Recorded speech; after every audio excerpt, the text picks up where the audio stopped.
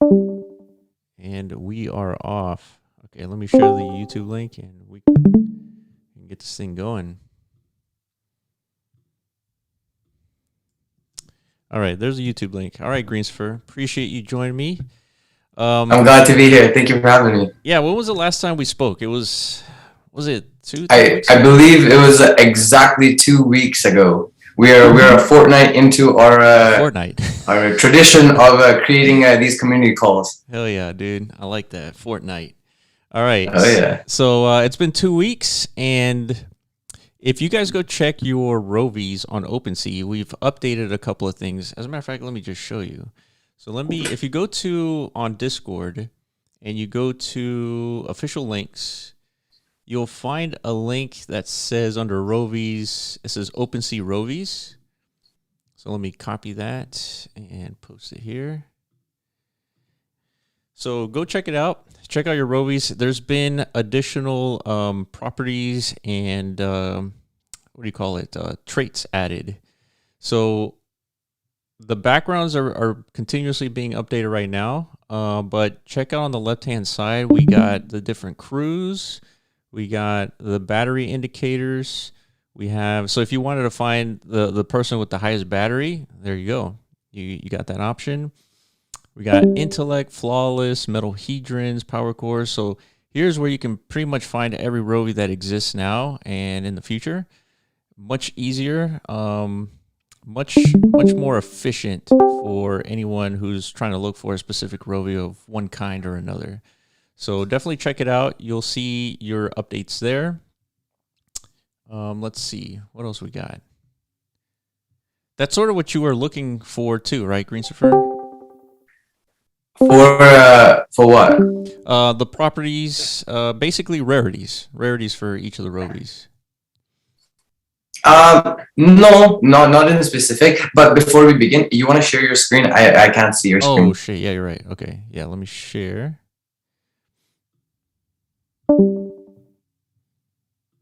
Here we are. Okay, awesome. I can see it now. So yeah, no, that wasn't what I was talking about. But when I seen that, I thought it was so cool, just because we're going forward, and you guys keep updating the 3D aspect of these NFTs, right? Mhm. And people like low-key don't realize that, but as these updates go on, the NFT is basically gathering more and more value each time it gets an update, right? Because it makes it more creative. Like for example, we started out like initially when the movies were minted, they started out with just those plain backgrounds, Mhm. right? We had nothing, and it was basically based across everyone. Now they're being visually separated. In my opinion, you know what I kind of foresee? Well, Mhm. eventually, I feel like the metadata is going to be updated from you guys to a point where you know how it says Invasion Rovi and Star Rovi. Yes. So I hope one day it doesn't say that. One day I hope it just says their codex number and that's their name. And because basically we can already identify them based on their crew because of their background, right? So now I don't know. I think it'd be cool. You know, if in their name changes into their AI codex, and that could be their name. And every Rovi can actually have a different name. Sure. Okay, so you're saying basically the name would be the codex, and the percentage. Well, it's going to be dynamic since you'll be able to upgrade your Rovi. Well, that's interesting. Because it kind of renders the invasion Rovi, the name or the crew being added to it, like kind of useless, you know, because we already know what kind of Rovi it is based on the background. However, we have to click on it every time to check what AI codex it is and how pure it is, right? I see. Okay, so then you would prefer, instead of saying Star Rovi, it would just say the codex number. But yeah, because I think the codex, the codex number, I think it's important. I don't know how important it is unless you are looking for like a partner Rovi to replicate. It's not even that, in my opinion. I think it's just that's the name of the Rovi, you know. Yeah, I guess like it would be the being a star Rovi sure, that's the crew you belong to, but who are you as a Rovi? You're your AI codex, right? Sure, sure. That makes sense. Okay. Let me let's do this. I'm gonna take some of these notes here. And I think that's a good suggestion because the name should be unique. Yeah, I mean that's because the Rovi is already unique itself, so the name should also be unique. And the best way to do that is just to use the codex, right, in an automated way. Oh, Another Iman, yeah, what is up, Yo, dude? what's up, that's guys? good. Still, how are you? Surprise guest. Greencifer, right? What's up, man? What's up, man? Nice to meet you. My pleasure. Sorry to interject. I'm sure it was a very important topic. I'm looking at the Rovies on OpenSea. But yeah, I'm a little late, guys. Good to be here on a Friday. No, appreciate you, man. Appreciate it. But All right, so we were just talking about naming the nomenclature for Rovies, Iman, and I guess if you look at OpenSea, pretty much the names are relatively identical, right? The names are basically the crew, and so what Greencifer was suggesting was that the name be the AI codex. So now every name would be unique, it would just be a number, which is kind of cool, right? That the Rovi name is the number. yeah. It more falls- more uniqueness to each one, right? Yeah, it I falls in agree. line with like the bots, right? But then there's the other option or idea of allowing people to name their own Rovies, right? That's what I was gonna say. It's like, well, what do you think, Greencifer, if we allow the community to just rename their Rovies into anything? Okay. So obviously, we would love that, right? Obviously, but check this out. So I don't know if you guys checked this, but yeah, Trey Waters. Trey Waters is he created like a wiki page for Rovies. I kind of started playing with it last night and a couple days ago. If you guys check it out, so basically what he did was you can name your Rovi whatever. Like we're choosing to do AI codex as well, right? Because that's kind of how it originated, the idea. But basically it's super awesome, and I'm just building it Lego by Lego, giving each Rovi like a couple sentences, and just building it on that. But we have things like that. If we actually wanted to give it like a whatever name, we have the wiki. And if you wanted like, cause think about it like this, I guess the argument for the latter would be that you could just click on the Rovi and just check the AI codex, right? So I don't know. I guess it's up for debate, I suppose, right? Yeah, debate, discussion. You look so stressed. Everything. Oh, that's jokes. Oh, that's fun. There's been discussions in the past with from the Rovi discussion Discord channel of incorporating lore into this game verse. Yes, yeah. Such things, right? Okay, yeah, that's exactly literally what I was trying to say. So I'm doing it right now. 1-man army, actually 2-man army. Me and Trey Waters. So everyone's welcome. By the way, everyone on this call, we'll most likely there will be a link posted for the Obsidian page. But you guys should definitely put your Rovies on there at least, right? Get active and build on the lore. Yeah. Right. Because it's so vague. Like I'm just having fun. Like when you have free time, go check it out.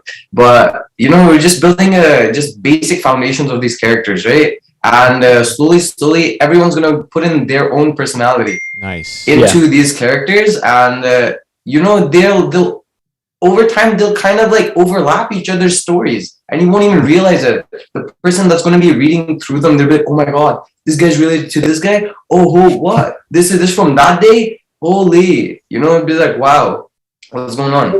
But I think that's what will actually build the lore. Because no way, if it's left up to you guys are gonna have any time or Yeah, it's definitely hard. Yeah, of course. Because we have experience with that with Ethermon. Like Ethermon has a little bit of lore, but not as much lore as the team wants it to have. And then there's ideas of getting the community involved to generate more lore, and I think other projects have done that, and I think it makes sense.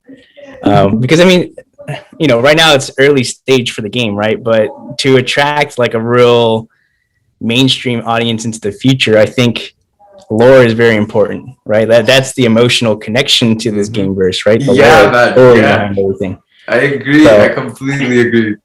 yeah, it's not Like, something we need to figure out like right now, right? It's definitely something we need to build upon like slowly, but we do need to like consider it, right? I agree with you 100%. And I mean, like, dude, Will has, I mean, it's called the Rovi Matrix, the metaverse for the Rovies. I think it's heavily influenced by the actual Matrix franchise. Yes. And I think that's Will and Oscar. I think they're just hardcore Matrix fans. you want to hear something funny? Like, it's so off topic, but like, I feel like it's a common sentiment across the whole community. So Rovies is like a mashup of literally like the most hype like things in sci-fi. Like, for example, if you nobody sue us, right? But look at Wally and Eve, right? You got the Matrix in here. You got a bunch of things, There, but it's cool. I love how they basically took the mainstream things and they actually incorporated. Yeah, you guys, not they. It's you now. Yeah. But anyways, check out if you get time, click on them, and basically everyone has like a little story attached to them. Yeah, click on one, Willis. Let's see. Okay, that's 30,909. Oh wow, check this out. I'm telling you, this Treewater's putting in work. Dang. Okay, so we started as 9 perfect AI Rovi bots, starting from a greatest model. AI Codex Quintuple 0 was the first of us. Over time, more perfect designs were created, ending with the final creation of 99,999. And I'm not a perfect model Rovi. My AI Codex is half-breed and in perfect template. When I was replicated on our home world, it was my duty to clean and repair. I was one of the best cleaners. Nice. All right, so that's hilarious. I like that, dude. That's what I'm talking about, dude. There's a story behind this Rovi. There's going to be an overlapping story behind all the Rovies that kind of connects them together, and people aren't even going to realize that they're part of this bigger story because like there's only so many things that they're going to kind of come up with, right? And eventually they will start like overlapping. Yeah. So, yeah. So like, who created this blurb right here? Trey Waters, and he's doing it for each one. No, so like in my opinion, I'm under the impression that we're doing it for our own Rovies. For our own Rovies, okay. Right, and but yeah, Trey Waters created this whole page. This is so cool. Yeah, it's like a social media network for yes. It feels like a Facebook profile. You know for your Rovi, for your literally your like you guys. Yeah, it's sick, man. I'm telling you. I love it. Dude, yeah. Okay, yeah, definitely, guys in the chat. If you have a Rovi, definitely participate in this because this is cool. Yeah, this is like the next level. What you should be doing with your NFTs, right? Like, create lives for them because these are going to be living things in the metaverse pretty soon. Yeah. That's the message to the community. Ask what you can do for the Matrix, not what the Matrix can do for you. Yeah. That's a fucking great tagline, dude. Yeah. What can you do for the Matrix? Yeah. Something like that. That's awesome. All right, man. Dude, we're definitely going to contribute to this. I see that we already kind of have profiles here. So yeah, I gotta still finish up all of them, but yeah, slowly, Dude, this is great. I love it. Yeah. So you and Trey Waters, like, just where did this idea come about, and how long? Like this was all Trey Waters, to be honest. This was all him. So he made this page and he posted it like a couple weeks ago, and yeah, we like I don't think like it caught the radar too much because I think it's the first time you guys actually like checking it out too. But better late than never, right? Yeah, no, absolutely. Yeah, we'll push this in the social media as well. We'll add it to the official links. That way people can find this and like add to their bios, right? So then what do you need in order to like create a bio for a particular Rovi? Is it connected to a MetaMask or anything like that? No, so literally I can, if I really wanted to, I can put in the work and make a story for all 10,000 Rovies. but obviously that's going to be insane, and it's going to be like a watered down story. So basically, I think you have to get an invite for this page from Trey Waters, and then you can just start creating your own pages and all that good stuff. Okay, excellent. All right. So we'll share that with the in our social media channel, and then we'll try to get everybody to populate their own kind of Rovi story. And then let's see what the community can come up with. I think this is Let's like do a contest, dude. Let's do like a create idea. your own story contest. Yeah. And then I don't know, like how you determine a winner out of that is kind of difficult, I think, very subjective, right? Like what's the best story? Yeah, the story that has the most likes. Yeah, I guess it is pretty easy to find out which one is the best one, but every story would be a good story, right? Because I mean it's unique. But I like the idea. We need more contests anyways, and this is definitely going to be like high priority contest, I think. Yeah. That's ironic how you actually brought that up. So I was actually going to bring that up as well. So I remember in our last call, me and Will were talking about how we can get like content creators on in the metaverse engaged, right? Yeah. Like obviously we need content creators in the Rovi Matrix engaging, but just even in the metaverse, right? So I was saying that like you're saying contests. I think it's a very, very good incentive to get people engaging. Like we could have events on in the MetaZone Tower.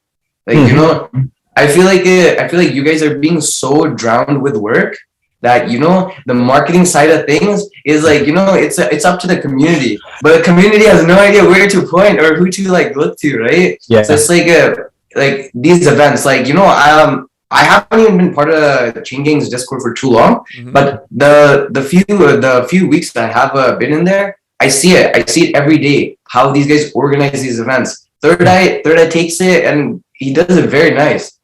All these members are literally they're on standby. We just need the word. We just need the we need the I 100% know what you're saying. We need to hear your battle cry to rage and rage war. Yeah. And you need the keys to the tower, I guess, right? Because like if we're gonna host any events there, I mean, of course, it's gonna be a collective effort. All of us need to be involved in any event. But I mean, we know events are a pinnacle, foundational piece. I guess, like that's part of the metaverse, right? That's one of the, as of today, like the most valuable use case for the metaverse is like holding events, bringing people together in a shared virtual space. Like that's already been proven to be like a very successful use case for the metaverse. That's what's been happening in Decentraland since the beginning. Everything else beyond that is a lot more difficult to do. That's why that's been mostly our mission and our motive. For like take care of the hard stuff. Like, to work on the hard stuff. All of the play to earn stuff, like the actual persistent game experience stuff. Like it's not so easy to do, but we think that it's obviously like another value use case for the metaverse. But we're working on that. But just for the sake of more community involvement, engagement, like you said, we can't ignore the events. Agreed. You agree with this? Well, yeah, and ultimately, I think the whole idea here is to empower the community to create content, right? And this is the best way to do it. I think since all the Rovies are unique, they all need some sort of backstory, some sort of lore to personalize them, right, to the individual. So I think this is a great idea. Do we have can we implement some system here so that we can have an easy way to determine which one is more favorable than another in terms of like I'm not too sure. You'd have to ask Trey Waters. Yeah, we got to get him on a call. You got to be like, hey, Trey Waters, get up here, man. Is Trey here right now? Trey, he is here. Oh yeah, Trey. I mean, you're more than welcome to hop on, dude. Everyone's welcome. Everyone, all 40 people, come on. Yeah, no pressure if you don't want to, though. Like, totally. No pressure. Apply pressure, man. Apply pressure. So I guess if you want to post the link, Willis, anybody who wants to hop on, dude, feel free. We're just chatting Rovi stuff. And it's just very community-oriented Rovi stuff, so we need more feedback. Let me get sorry, you were saying something? No, go ahead. Okay. So I wanted to ask you guys, since we're already on the topic of it, what's the update with the Testers Guild? You know, we've been getting pretty antsy about that. You know, so we're Yeah, I think like, last Will told me I think we had 48 entries, or maybe it's grown since then. And we're going to keep it extended, I think, for maybe another couple of weeks, just to allow more people to join. We need more calls so we can keep reinforcing, like, first of all, why we need this. You know, all you guys who are OGs who were here in the beginning, you understand why we need it, right? Because a lot of you guys helped us work out like the kinks that needed to be worked out to like do the whole Rovi launch process. So Yes. you guys were there, but all you noobs who might not have been there, we kind of got to retell that story. Like, you know, the community really helps us work out the kinks. So we're going to kind of organize things with this Testers Guild, and, you know, there's going to be a proper reward for doing so, right? What's going on, Trey? So I guess you could speak on the development front. I think there's going to be need here within a week or two for testing actual, you know. Yeah. So over the last couple of weeks, we've been working with Oscar and kind of figuring out like what the next steps for Rovi's are. And so a couple of things came into kind of like trying to hone down like what's the like next activity. And so we were talking about the hologram meta, right? And the hologram meta is connected to this, you know, WebSocket server, allows you to see all the Rovies and stuff. And we're like, okay, so that the WebSocket server is already implemented, but the Rovi animations are not completed yet. So we're thinking, well, what we can do is focus on NFT deployments so that we can then transition to, you know, the next step would be the hologram meta. So right now the focus is to get the supercharger and the transporter deployable in Decentraland. And once we get that done, then the only focus right now would be the animations for the Rovies and then getting the hologram meta, you know, implemented as well as part of the NFT deployments. So I think let me see if we have an update on that. It's not too much longer. We've been working on so many things; it's kind of insane. And the main focus is getting these NFT deployments done because that has huge implications for all metas. And so once we can get the first meta, which is the NFT transporter, deployed, that means all the metas are going to be NFTs.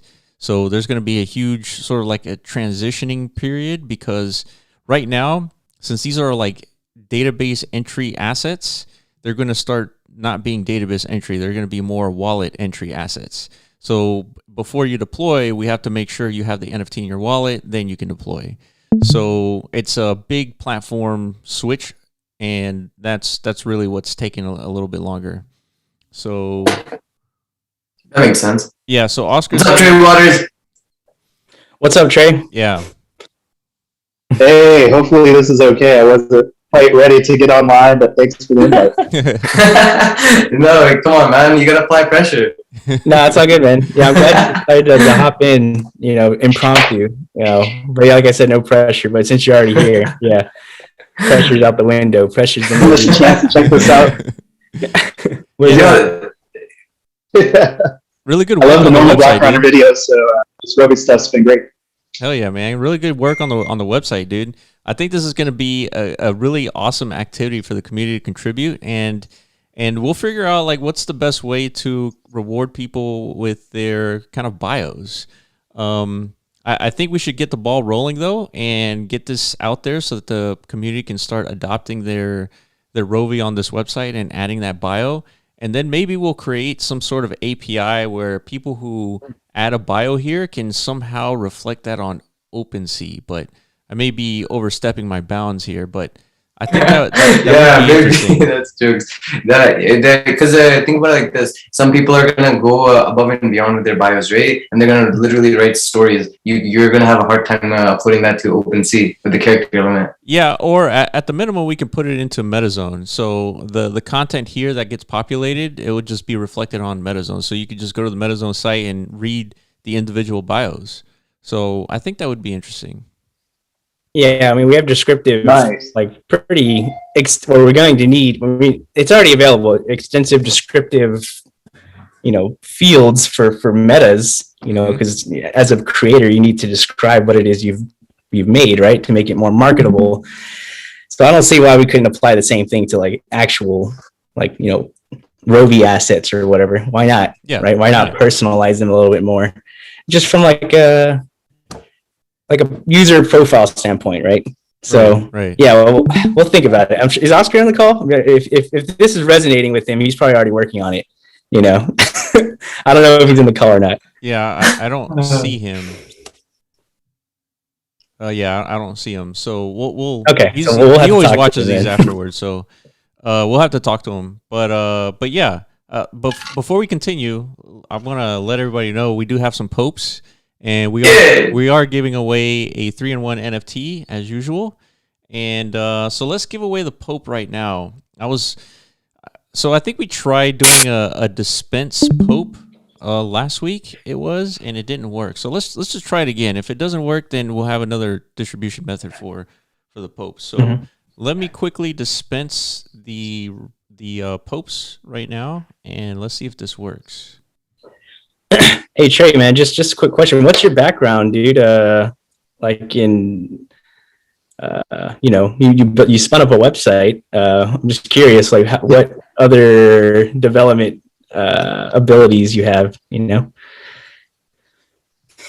So I can't take credit for that. That was actually a Obsidian portal.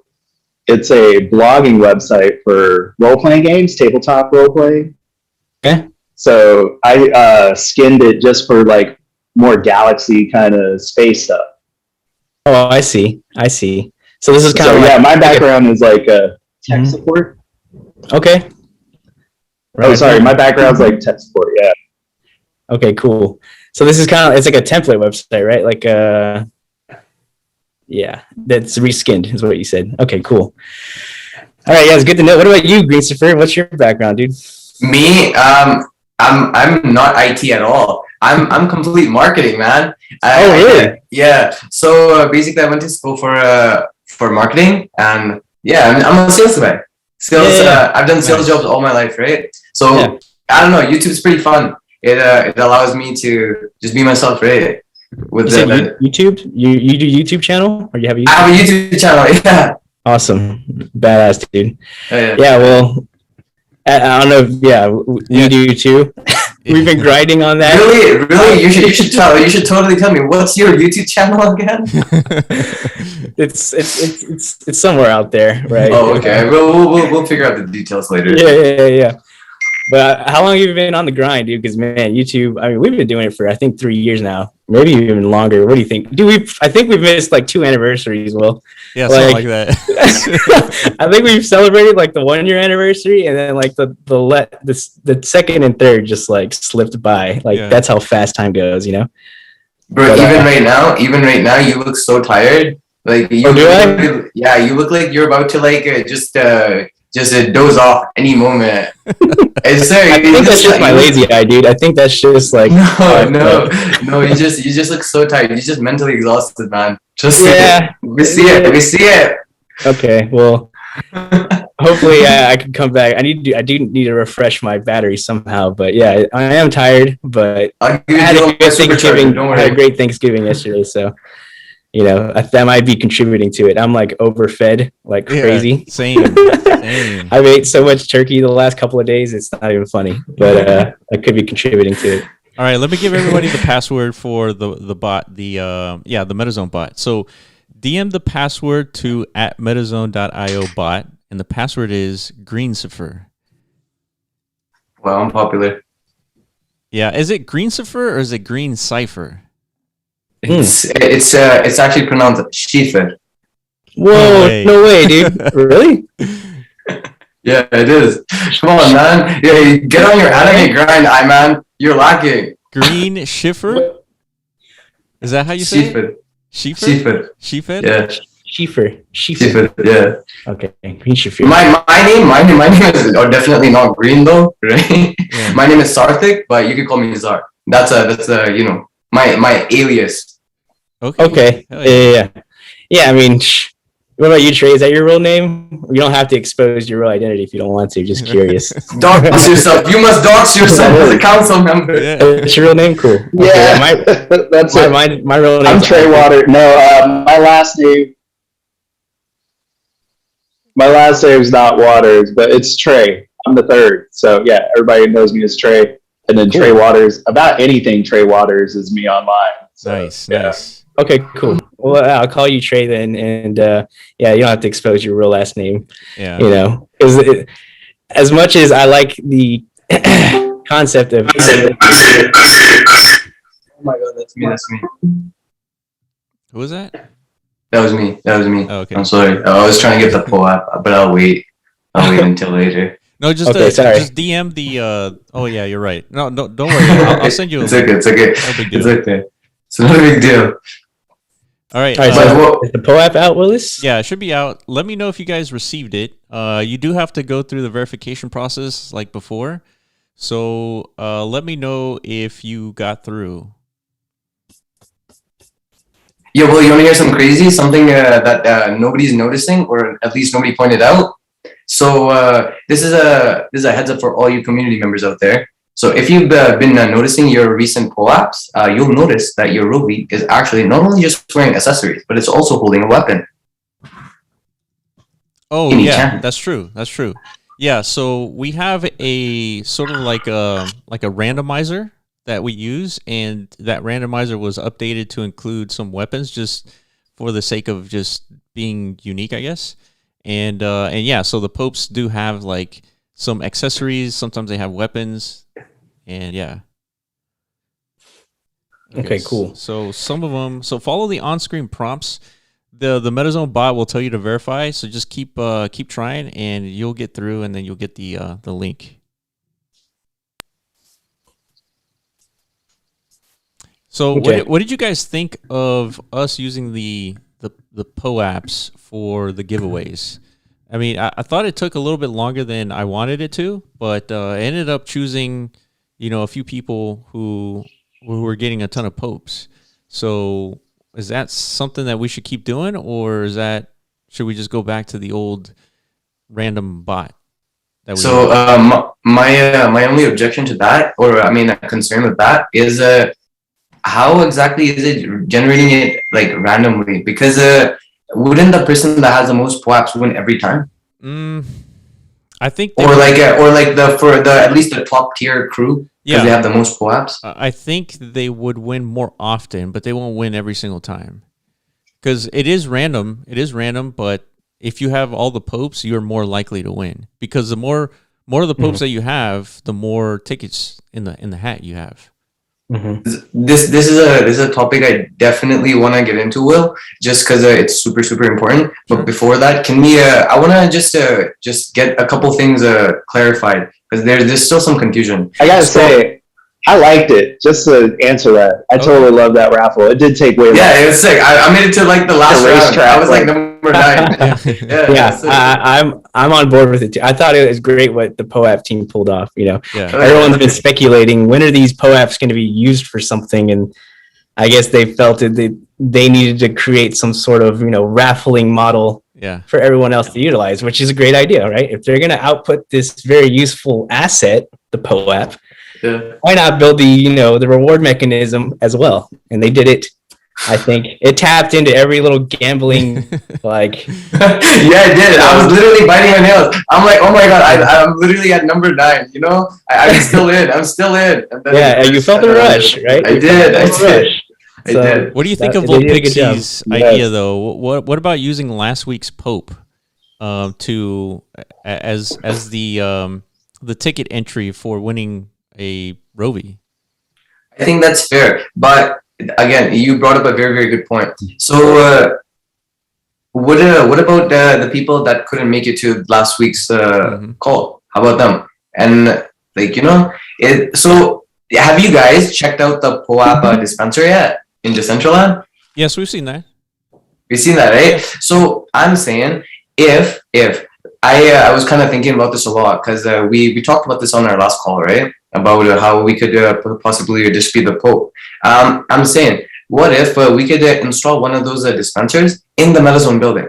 right? And not only will that attract more traffic to the building and gather more exposure, but because let's face it, the cartel is king, right? The cartel, especially the cartel that's running around in Decentraland, they're kind of marketing everything, right? Because they have all the new people. So I'm saying basically, if we can get the Puapa the dispenser in the MetaZone building, and we can actually start doing these calls every time there, right? So we can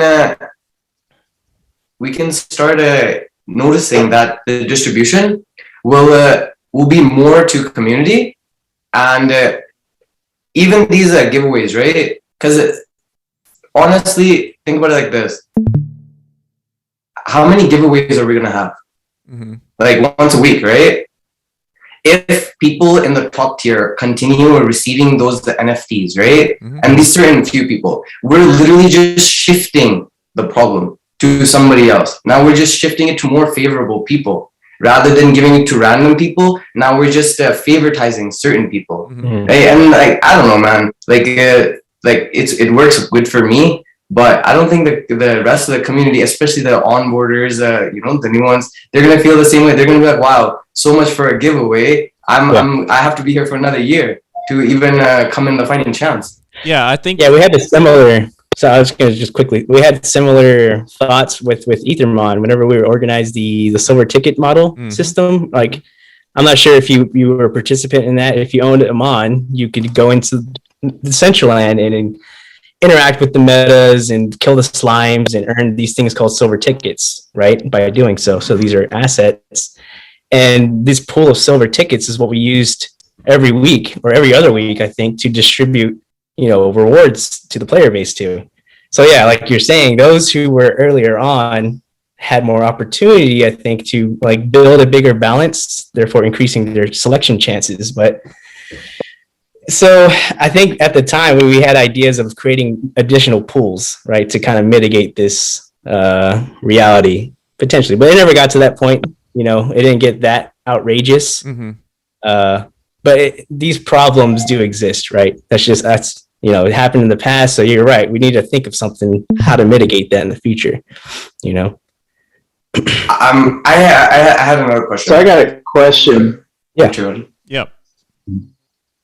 Okay, so just real quick with the giveaways. So we got the POAP giveaway, but also you had talked about like the type of Rovi cruise you had and that type of giveaway. So is this the same thing, or is there another additional giveaway? Yeah, so for that tray, what we're gonna do is when metas are ready, when they get distributed to people, and we do a giveaway for a meta, specifically for Rovies, it's going to be based on what's on the Reddit account. And so that has a breakdown of like, if you have more crews in one wallet, you have multiple more tickets to win that particular meta for that week. And so the Pope is completely different. The Pope should be a little bit more accessible and not necessarily just Rovi holders. I think the Pope should be, collected by anyone who's potentially just listening to the phone call.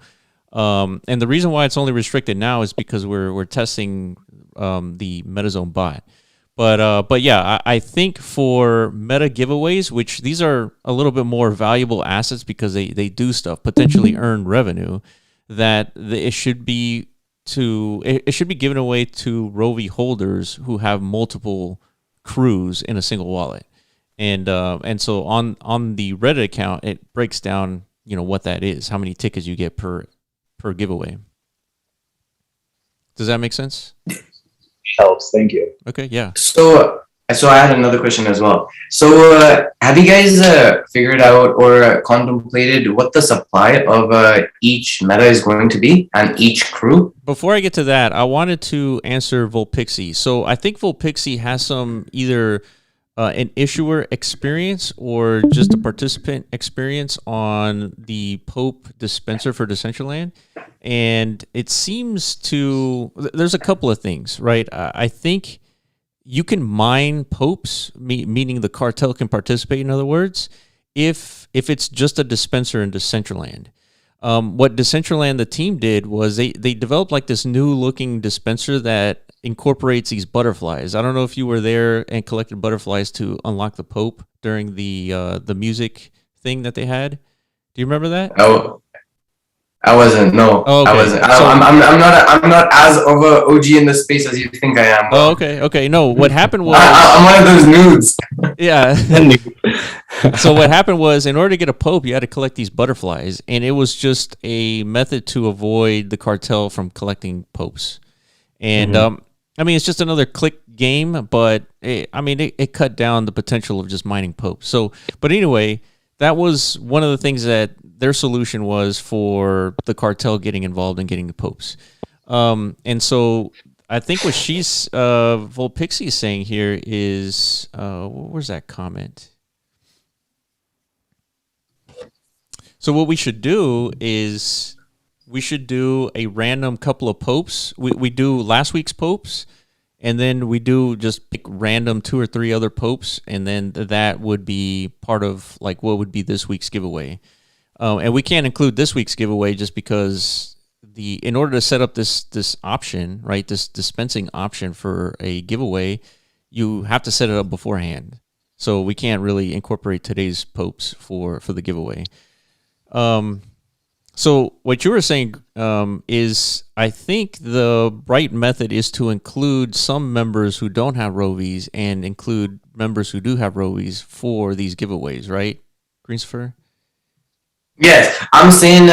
So the whole point of the POAPs is to gather new community members, right? Yeah. In my opinion, Yeah. right? And just to make sure that the current community members also gets, like their daily feed, their daily fix, right? So yeah, in my opinion, I think even if you had a dispenser in Decentraland, I think that itself will attract so much attention. You've seen it already. You've seen how these guys literally flock. They flock. It's literally one message and everyone flocks. Right? So but that's just how hype works, right? Yeah. That's just how networking works. When you have a solid network like that, that's just what happens. Right? But in my opinion, I think we can also benefit from that because those are real people. Yeah. Whether they're farming or not, they're still real people. Those guys will eventually, like, I don't know if you guys have been around a Wonder Mine recently, right? But like, you guys know about Wonder Mine, obviously, right? Everyone knows about Wonder Mine. So basically, Wonder Mine is also kind of doing the same thing. They're allowing people to test out their game. They're giving you wearables and all that, but by just allowing just random people to just go bring the cartel if you really want. But they're allowing themselves to get exposed so much to so many people, right? By just allowing anyone that comes through and be like, hey, you want to know about us? Here, come do a couple quests and learn about the game and learn about the project. And hey, you know what? Maybe when we're serious and we want to launch a real project with real money, you already know us and you already trust us. Sure. Yeah, I mean, I think what's conflicting here is, should we allow almost anyone to get a Pope, or should we try to minimize who can actually get it? And what's the ultimate goal of a Pope? I mean, is it really just to say that, hey, I was here during the call, or is it a token to potentially win something? Like, what's the real focus here, right? What should be like the agreed upon like use case for a Pope? Because if it's just, hey, I was there during the call and it's a moment in time that I can reflect back on, it's just something that you look at. Or is it a tool that we use to potentially win assets? Like, which one is it? And it could even be stretched as far as like becoming like a governance tool, right? Potentially for participants who don't necessarily have access to capital to, increase their weight distribution based on how much capital they have, right? I can't go out and buy 1 million X tokens, right? But I could show up at whatever event and start collecting these assets, That's these true. POAP tokens. Therefore, I could participate in the ecosystem governance, right? Which has huge so you don't want to eliminate that possibility. So it is important to consider that. Which means that you got to cut out the cartel. Yeah. we gotta cut that bad apple out of the bunch, eh? Yeah, exactly. Yeah, I because they think can so. manipulate. Otherwise, you put the ecosystem at risk, right? Like if cartel has too much weight in the decision making of a DAO in the future. I see that issue. You're right. You're absolutely right. The cartel cannot have the 51% of the governance ever. Correct. Well, we correct. can do. Yeah. So it is all about. So Mac. So go ahead, Trey. you totally surprised me by giving away stuff at the Popes. Like I was totally into. I seen it coming. The way they were hinting at it, they're like, "Oh, nobody's done it yet." They're like, "Yeah, we're about to do it," you know. I seen it coming. Like winning something. Yeah. But I do like it for like badges of like I was there. Right? Yeah, I think so, and that's really the intent of the original, Pope team was just it's a proof of attendance. It wasn't to be anything beyond that. But what I'm thinking is, if the cartel is, I mean, obviously it's a big problem because we keep talking about it every single week. But what we can do is maybe once we launch the Rovi token, that you spend one Rovi token for a Pope. That way, if the cartel really wants to get involved, well, they got to play the game. And if they're going to play the game, well, they deserve a Pope. Yeah, that's true. Or like you were saying, the butterflies, we could literally design like a quest, like a side quest that basically takes you around the MetaZone tower. And if you want to get the Pope, you gotta learn about MetaZone at least, and learn about the project. Because you're covered. In my opinion, I think the utility of a POAP from a creator's perspective should be like exposure, right? You're basically giving something for free to anyone that shows up to your event. Why are you having an event? To alert your future community members or investors about what's going on, right? So assuming these cartel members come and are attracted by that POAP, but to get that POAP, now they got to learn about this project. Well, now you already accomplished half of the problem. Yeah. Now you got some random people that are giving you free marketing just because of a POAP. Yeah. Oscar's had ideas and thrown ideas out there. We should one day just MetaZone offering a POAP-like service for our creators. What was talking about that? Yeah, what was talking about that? Mm-hmm. Yeah, so I mean, maybe it makes sense if we're already kind of building in these like these fail-safe mechanisms to ensure like minimal cartel participation. It might make sense, like because we already have it in mind. Like these things do have governance applications, so maybe we'll create like a secondary. Like there'll be a POAP, and then there'll be like a MOAP or something. I don't know. POAP, And something people are also asking how to get POAPs if they didn't show up. Yeah, like I know some people like no. See, but that doesn't get to show, so yeah, they're meeting all the time. I have the problem all the time. It defies the purpose of attending, right? If you didn't attend, you shouldn't get a POAP, right? But your Rovi was already there. He was attending. Your Rovi was always there. He was sitting in the MetaZone tower. He's been there in the servers. So he's been attending. For sure. I hate the idea of like an active community member not being rewarded just because it's 5 a.m. for them or something. Yeah, that's a good point. Like they got to get ready for work at that time. They're not going to come to a discussion like this, right? I can't do it. I'd still come, but I'm at work when you guys do it. Yeah. Sometimes I sneak off. I'm just like, oh my god, I can't miss this POAP. But that's interesting. Sorry, you're saying? And I was just saying that's an interesting problem because, I mean, it is a real problem. Like, there's a lot of people in the community who cannot attend the calls, like you're saying, because of it's just bad timing. But are we supposed to solve all these problems though? Like. Yes, I'm just saying. Yes, that's our job. Are we supposed to solve? I'm just saying. No problems to solve, dude. Or I got a solution. How about we empower the community to host these calls in addition to the ones that we're doing? Host additional calls. These are legit Rovi Popes, and we just have them more often. I would love that. That's a solution. I would love that. Yeah. That's a very good solution. Because at that point, if you can't join 2 calls or 3 calls or 10 calls in the week, then you don't deserve a Pope. Yeah. Right? So there you go. and then I'll show everybody how I do the animated popes, so that way they maintain like some quality, right? There you go. That's another MetaZone tool feature, right? POAP creation, right? We already have meta gen features to make your own PFPs. Like, why not how to make your own posts? So then all of a sudden there's going to be an explosion of animated popes after we show everybody how to do it. I like it, dude. Well, that's one way. I mean, at least that's one way. Yeah, gavel, dude. Fucking gavel moment. Like that's something.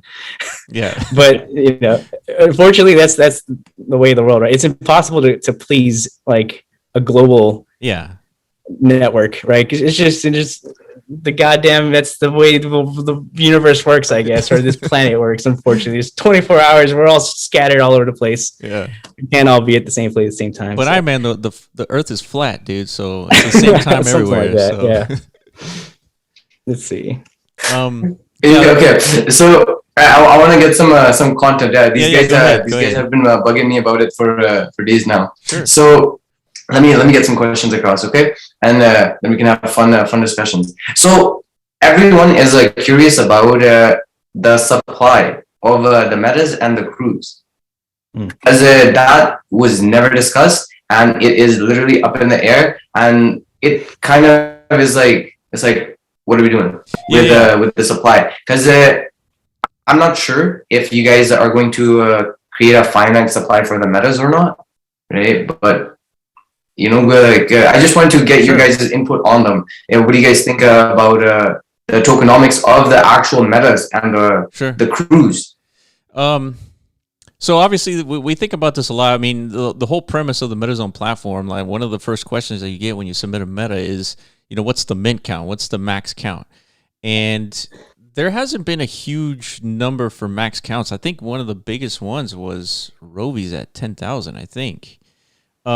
Which, I mean, with Zuckerberg jumping into the metaverse, and I'm telling you, every single game company is going to make NFTs like within the next couple of years. 10,000 is going to be nothing, right? You're going to see, projects with 100,000 NFTs right off the bat, and they're all going to be sold out. Mm-hmm. So 10,000 is not a huge deal. Now, when it goes back to like the metas, these metas are always going to be under 10,000, right? No matter what. Now, is it going to be 500 or is it going to be, 5,000? We really don't know yet. I think for the less, I would say like the revenue generating metas are going to be like a lower number, like somewhere between 500 and to 1,000 at max. And because what we want to do is, let's say there's 1,000 community members who own a replicator.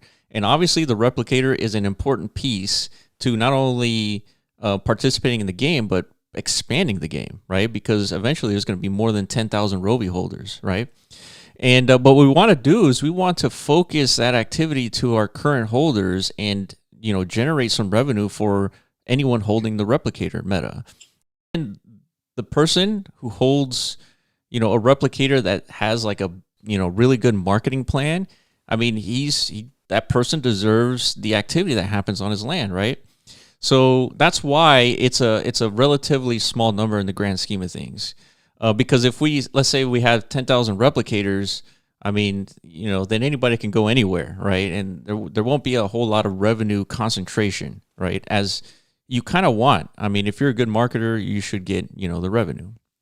So that's kind of how we're thinking about it. I think once we get to that point, Greencifer, we'll have another conversation like this. Is like, hey, now it's time to decide, how many of these things are we going to make, and then we'll leave it up to like maybe a vote or something that happens. Yeah. Okay, and also, if you can give me a brief rundown of every single meta, obviously besides Rovi's, right? Yeah. And because basically right now you said how every single meta, like the earning meta, right? The passive earning income meta. So just a little brief rundown, because I think, some people, they're new or they just don't know, right? Yeah. I have the list somewhere like in our chat here. Let me see if I can find it real quick. But you're right. Let's race to it. You're right on the versus page. I don't think we have everything updated here. Okay, I got it. Okay, I got them. So this is how their the crew mints are going to be planned, because this was we were talking about this in Chingeng in the everything Ruby section. I'm sure you've seen, but basically, I wanted to kind of address how the Ruby crews are going to be minted, right? And assuming these metas are going to be associated with them, I kind of wanted to dive into both things at the same time. So after the Unleashed crew is minted right now, we have the Hollow crew, yes, which is going to have the hologram meta. Yes. The Wave crew, which is going to have the player versus the environment meta. Yes. We have the Fab crew with the Fabricator, the Replicate crew with the Replicator, the Troop crew with the Assimilator meta, the Combat crew with the PvP meta, the Mobile crew when the mobile app is available, and the Matrix crew when the Matrix land is available. So the last two crews don't have a meta. However, everything else does as well, except for the first three as well. Well, the first three. Well, the first one came with two different metas, right? They're going to be gameplay assets as well, right? The transporter and the supercharger. Which one? Which one? The first two crews, the first three crews, I think. Which one? The Star, Transporter, and Invasion? Yes.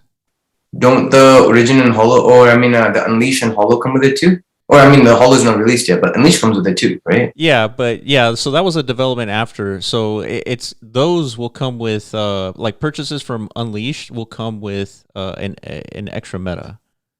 So essentially, those three plus the Unleashed meta, yes. Which I remember you saying that's to upgrade your Rovi. So you feed it power cores and metal hedrons, and then you can mature it. Correct. So it can go on and replicate, right? Yes.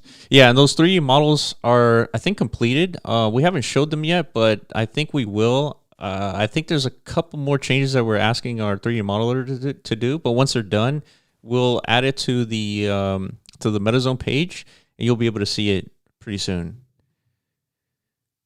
Okay. Yeah. So basically, so I wanted to get a little rundown for the community of all these metas and. Just a little more deeper dive into what each of these metas do, right? So for each crew and what they should be expecting in the future mints, sure. Because I think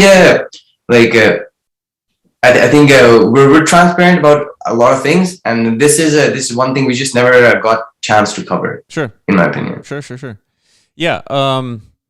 So we'll have to go through each one and kind of explain like their use case.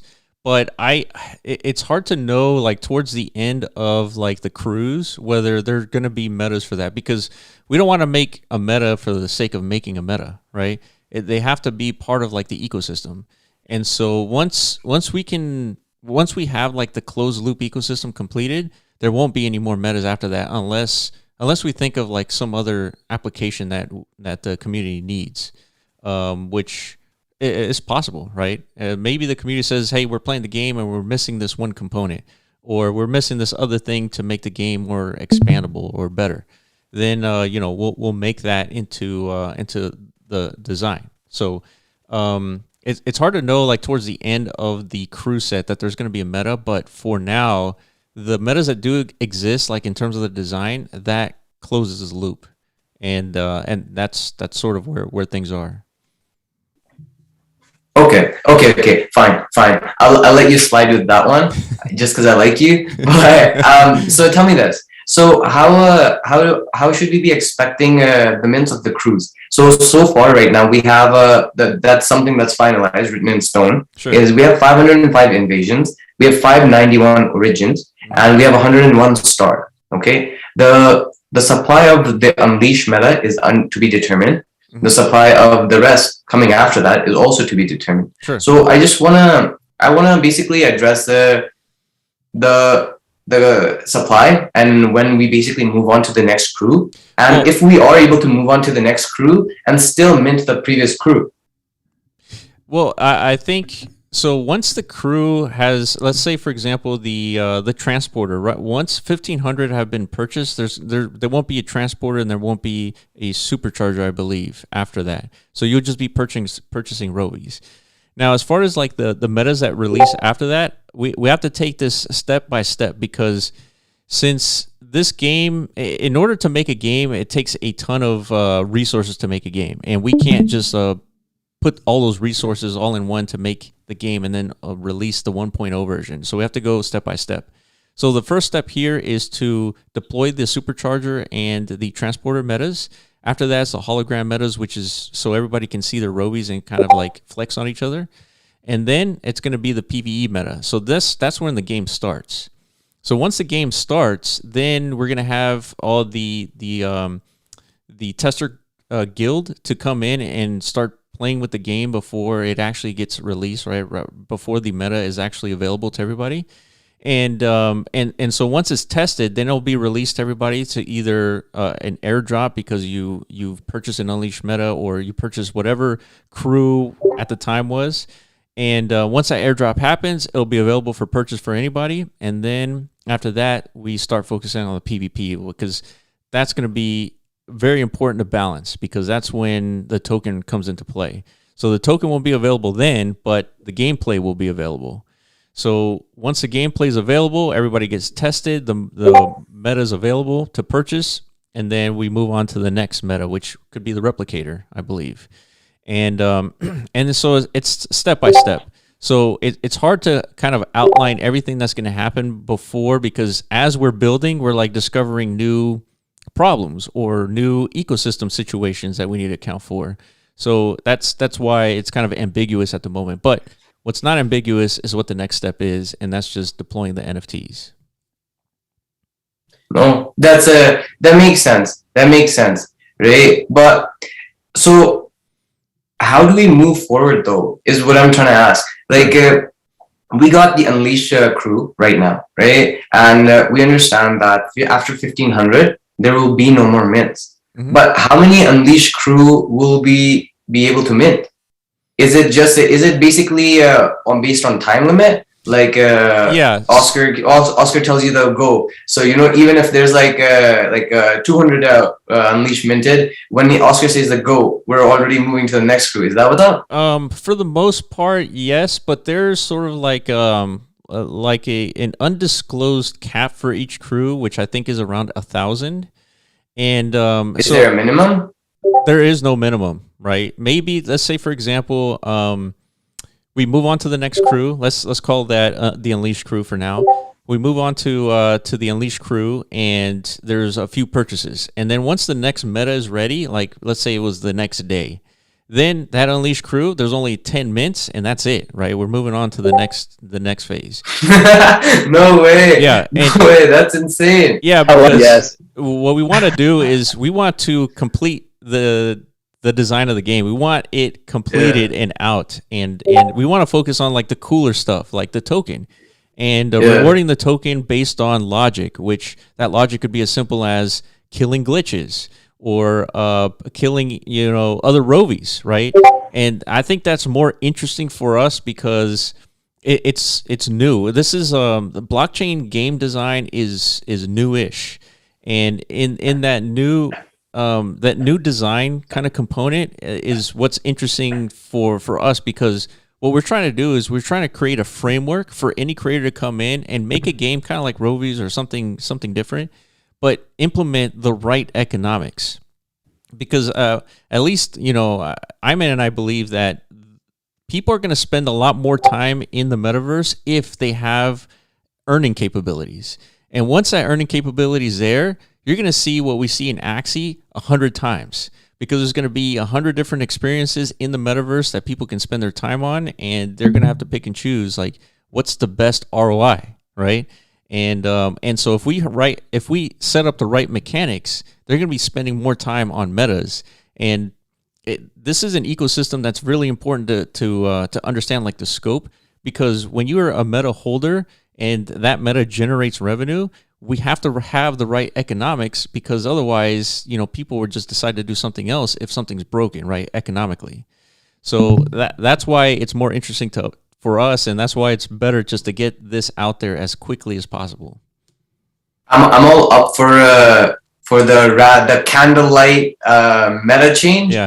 The candlelight auction meta change. It's a very polka dot friendly. I love it. But don't you think it might cause unforeseen problems? Like, for example, let's say certain meta doesn't get so much traction as another, and now we're stuck with such a limited supply. So I'm assuming the solution to that would be just selling them just like, all by itself. Let me clarify. So the limited supply, it would be the crew type. So there might be 10 Unleashed crew members, and that's it. Now, does that have any implications on the gameplay? No, it doesn't, right? If you have a crew, if your crew is only 10 large... right. I see what you mean. Now, so the metas aren't just tied to the crew. No, they're not they're not just tied to the crew. Now, if you have the crew that meta is associated, then you get that meta for free. But if you don't, you can purchase that meta, anytime you want. Okay, that's a very, very good question that I didn't even ask that got answered. Yeah. So you don't need to purchase every single crew to receive the meta. You can just purchase the meta on its own. Yeah, you just receive the meta for free if you purchase it with the specific crew. Yeah, it's just another incentive for someone that's on the fence to be like, I don't know if I should get a Rovi, but if I get this Rovi, I also get this other meta with it, so why not? Okay, that's cool. I wanted to ask you something as well. So you know how we're going to get a piece of land, and I wanted to kind of get into the incentives of Rovis, because incentives is what people follow, right? Mm-hmm. So you know how we're going to get a piece of land for each Rovi, right? So I want to know what determines the location of that certain plot of land, right? So for example, do invasion and origin and so on, do they get land distributed to them from Genesis onwards, or does everyone just get a random piece of land? Or like, are you able to like pick where you want to put your piece of land? Maybe you want to put it beside your friends and collaborate with them. So that's another design element that we haven't gotten to yet. I think we've discussed whether we should release a map where the early purchasers of Rovis who get, let's say by the time we have the map, or by the time the game is ready and we're moving on to the Rovi metaverse, let's say there's only 5,000 Rovis in existence, just for the sake of this conversation. Those 5,000 members can decide where on the map they prefer to be. Now, since we don't know like what the mechanics will be yet in terms of, does it make sense to be in the center or on the outside or wherever it is, we can't really know what that's going to look like, because the other scheme is everyone gets a land, and that land is not necessarily next to any other land, right? It's more like little servers that you can kind of just jump around into.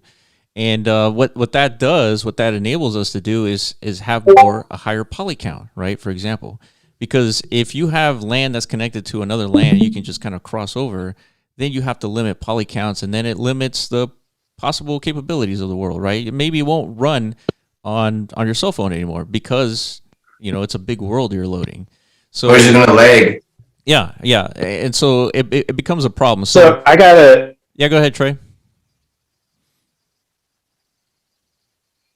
I got to add something too. I think I heard is you guys were thinking of making like exclusive areas. So if you had a certain crew, you could kind of hang out with that crew or something like that. Yeah. So that's another kind of like design element for the world. I think it could be like a dedicated area, or it could be something that's built by the community where this area is like for this specific crew. So we can add that functionality if it makes sense, but I think the economics of that world are still to be kind of like developed based on how the gameplay works. So ultimately, what we want to do is we want to optimize the accessibility of the game, meaning play it on your cell phone. And what we want to do is allow anyone to jump in and play the game. So accessibility of the Rovis, a scholarship program potentially. So that's kind of why we're waiting for the very end to release the world, because it's going to depend on like the economics. So that's kind of why it's a little bit more ambiguous at the moment. Okay, sure. Like, yeah, minor details. We can work it out later, especially when you apply pressure, right? So I want to ask you guys a couple more things. So first, we got accessories and weapons, right? Mm-hmm. So in the battle, like, whenever we're battling or when we're just walking around or something, I wanted you guys to like talk a little bit more about like the boosts for each of them, and if you can kind of like stack them, and how many of accessories and weapons you can be holding, and if you can level up the weapon, because I remember you guys talking about Altura and all that, and how you can put experience in weapons. So I'm wondering if we're going to use the same technology, and if we're going to add elements into the design, like, sure, pyro, cryo, everything. Yeah, so the elements I think will be baked in when they're minted. Now, the weapons will be upgradable, so you will have to spend some time using the weapons to upgrade them. And it's going to be very similar to the Rovi kind of RNG stats. Anytime you craft a weapon or earn a weapon or whatever it is, whatever mechanic it is that you earned a weapon, upon that minting, you'll get an RNG, attributes to that. And so that is going to determine its application to the battle mechanics. So part of the game is to find better weapons so that it compensates for your poor durability stat or poor whatever stat that affects that weapon. So and they're going to be randomly generated, like the crowbar we all received, right? Exactly like that. It's going to be the exact same thing, except it's going to be a weapon for your Rovi. And I think you can hold 2 weapons at the same time. So how about accessories? Accessories is 1 at a time, but I think that will be expanded upon, just because we want the community to make accessories.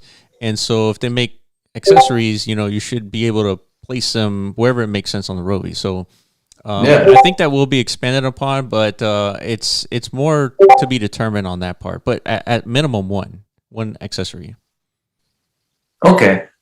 Yeah, because a lot of games they basically put different stats for each accessory, right? Like a base stat. So it would basically open doors for us to basically like predetermine what stat each accessory is going to give you. Like if it's a headgear, it's going to give you like attack bonus. If it's like a shirt or an armor, you're going to get like a defense bonus, or something like that. I think it's going to be an accessory. If it's like an earring, it might have like defense stats or luck, or it won't be intuitive. Like you could wear a hat and all of a sudden you can attack.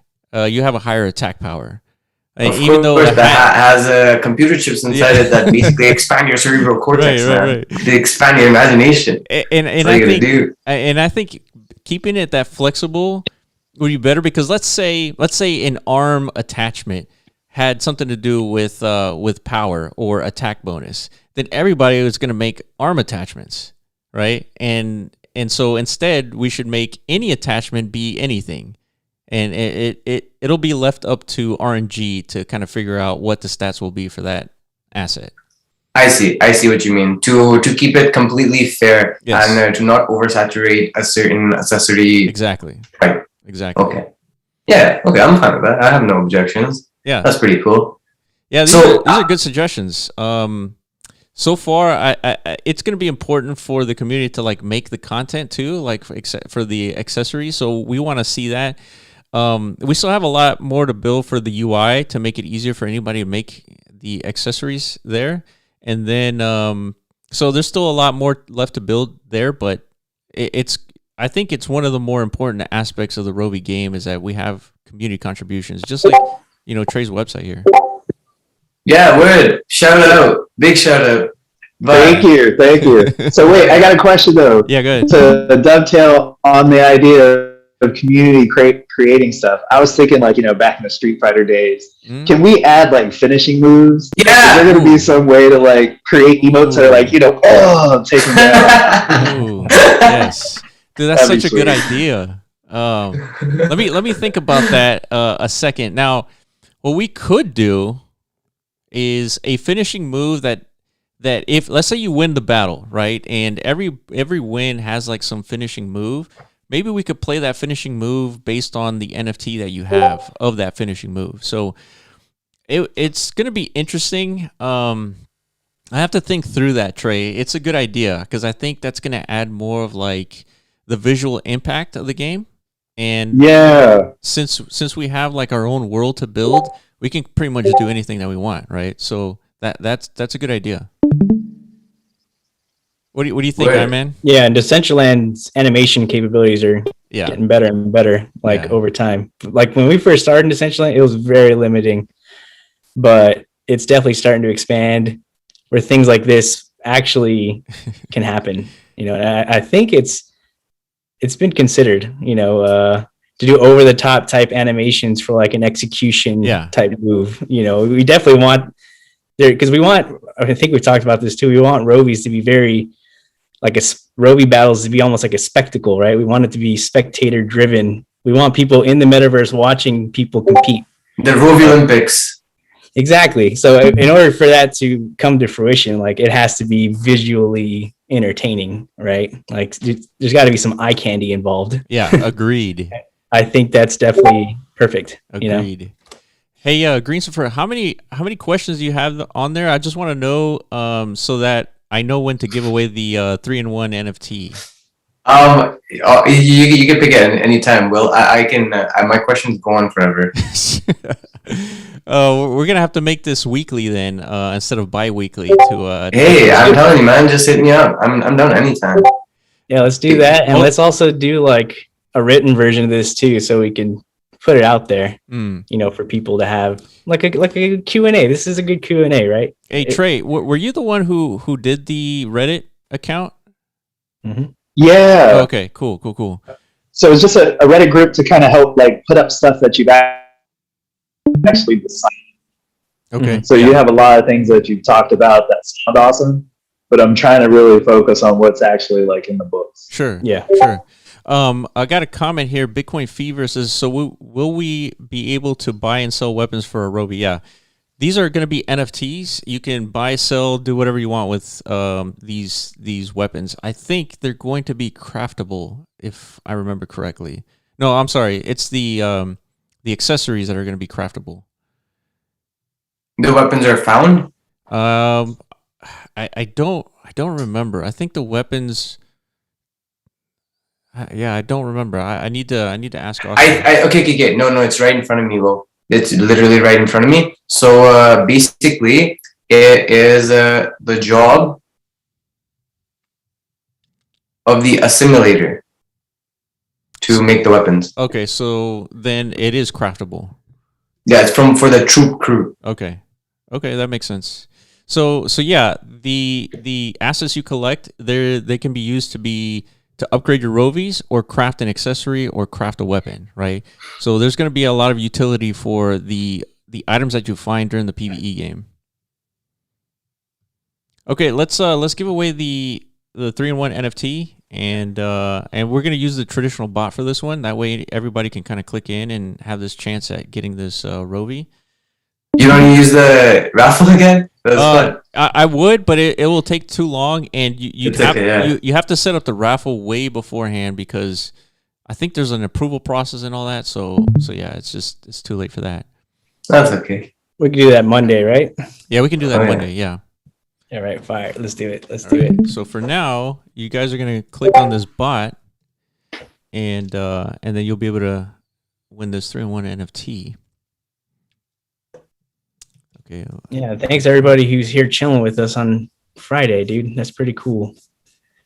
It's good to see all you guys here. This community's everything, man. I'm sure, as you guys already know. Let's see here. Okay. So freaking. Yeah. Okay. True. Sorry, real quick question about marketplace, like. Because of the selling the weapons, are you thinking of having some kind of marketplace? We got to do it on our own. No, there will be a marketplace. The whole idea of the transporter was to include that marketplace for the individual landowners. and then of course you can contribute the transporter to any landowner if you have one. So on the transporter, you'll be able to kind of post all the weapons and sell them there. I'm thinking about, does it make sense to put it on like the MetaZone site as like another tool? But I would be adding more stuff to Oscar's plate at that point, which it's important to kind of understand like the hierarchy of like the value activities, and so this could be valuable. So we'll just have to see how things shake down on that front.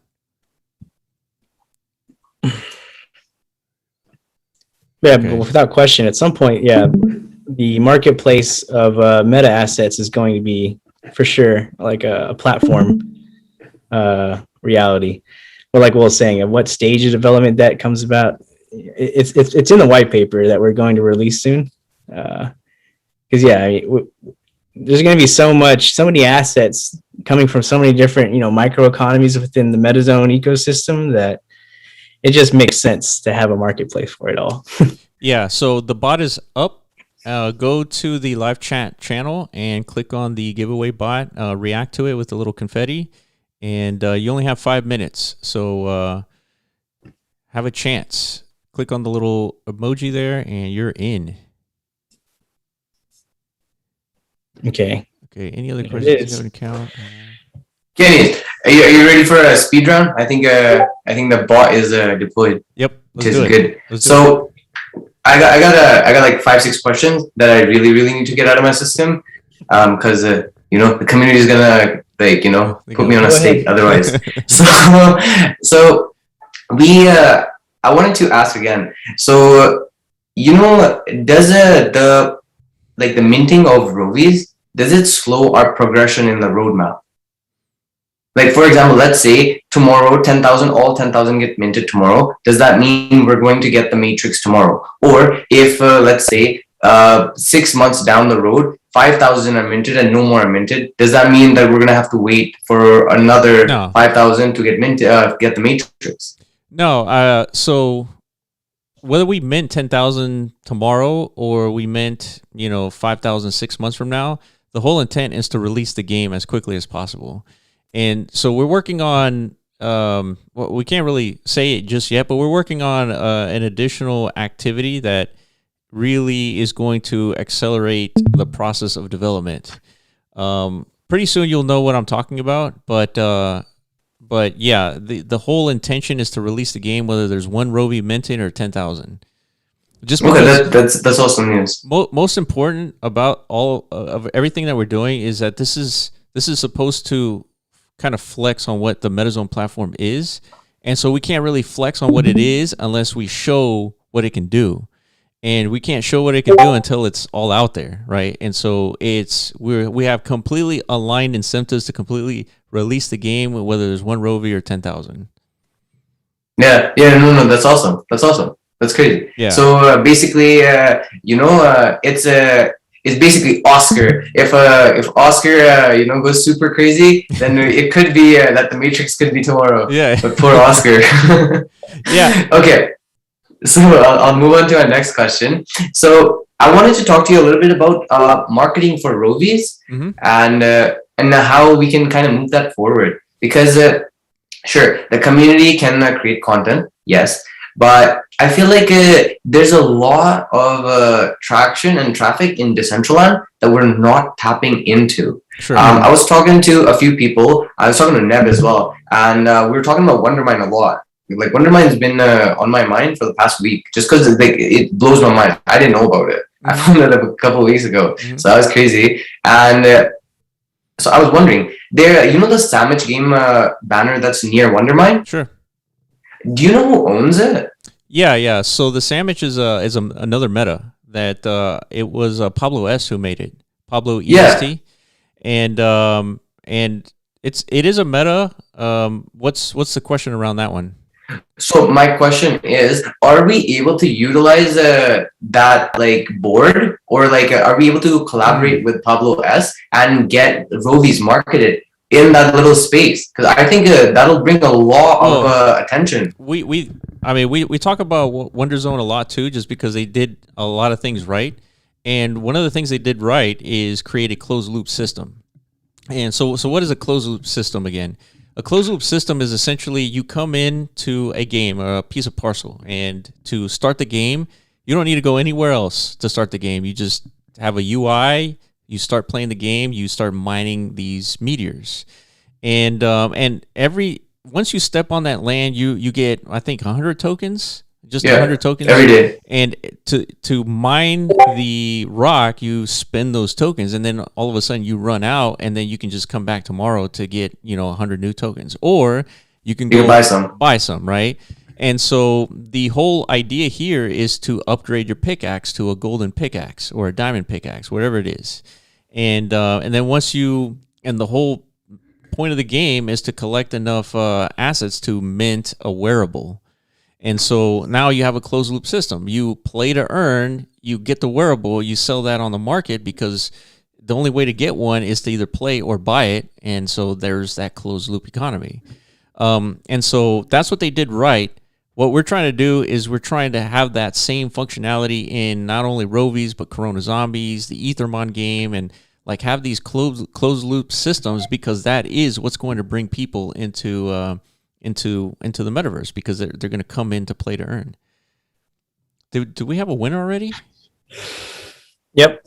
Holy, that was fast. That was the fastest 5 minutes ever. Jay Summers. Woo. Whoa, your very elaborate answers. Well, that's why, dude. Yeah, very in depth. Yeah, congrats, Jay Summers. Damn. All right, so yeah, congratulations. I'll mint this. Can you DM me, Jay Summers? Let me just write that in there. Any more questions, Greencifer?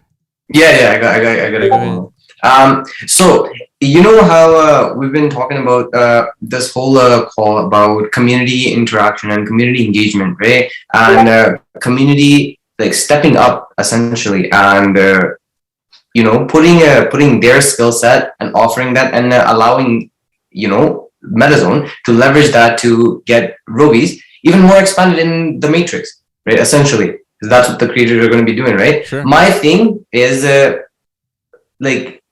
for example, Trey Waters made this website, and now we can all upload on it and build on it, right? But I feel like there needs to be incentive in the ecosystem for the actual creators. Like, how you were mentioning how everyone that makes a blog post, they get a reward, right? But what about the person that actually creates the foundation for it?